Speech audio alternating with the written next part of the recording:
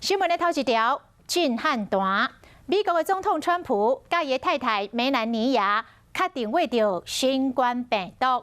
川普伫推特来表示，讲家己甲太太接受到新型冠状病毒的检测，结果是阳性，确定来患着病毒。讲两阿某会马上来做隔离，接受治疗，共同来打败病毒。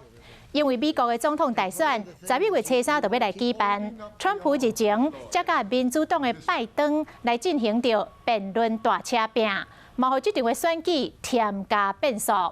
川普来确诊是毋是会影响到总统的大选，这爱阁来观察。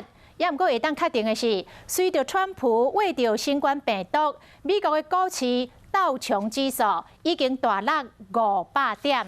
目前美国确诊的病例数727万例，疫情是全世界上界严重的。即卖就参美国的总统拢去患着新冠病毒，恐惊会互美国的防疫工作再度受到质疑。